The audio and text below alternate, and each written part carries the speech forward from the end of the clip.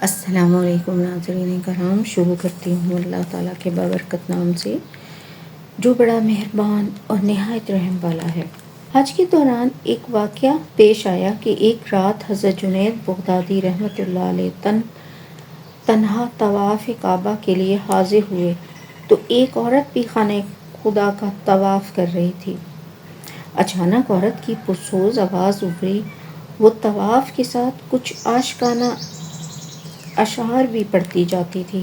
حضرت جنید بغدادی رحمۃ اللہ علیہ عورت کے اس عمل کو کچھ دیر تک برداشت کرتے رہے، پھر جب اس خاتون کی آواز طواف میں خلل انداز ہونے لگی تو آپ رحمۃ اللہ علیہ اس کے قریب پہنچے اور نہایت پرجلال لہجے میں فرمانے لگے: اے بے خبر، تجھے اس مقدس مقام پر اپنی ناپاک آرزوئیں بیان کرتے ہوئے شرم نہیں آتی؟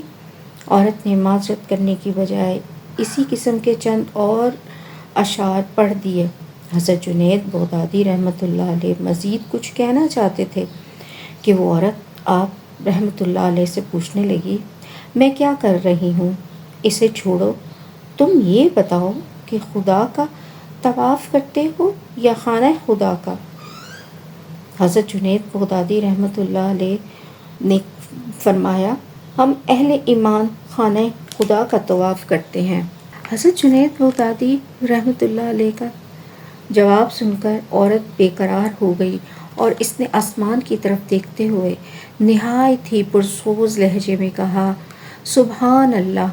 تیری مخلوق میں ایسے لوگ بھی ہیں جو پتھر کی طرح بے حس ہیں اور پتھر کے گرد طواف کرتے ہیں۔ انہیں بتا کہ تیری مرضی کیا ہے اور تو ان سے کیا چاہتا ہے۔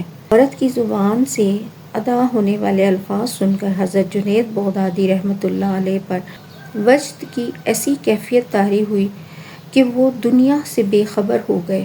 پھر جب ہوش آیا تو وہ عورت غائب تھی جس نے آپ کو بڑے مؤثر اور منفرد انداز میں توحید پرستی کا سبق دیا۔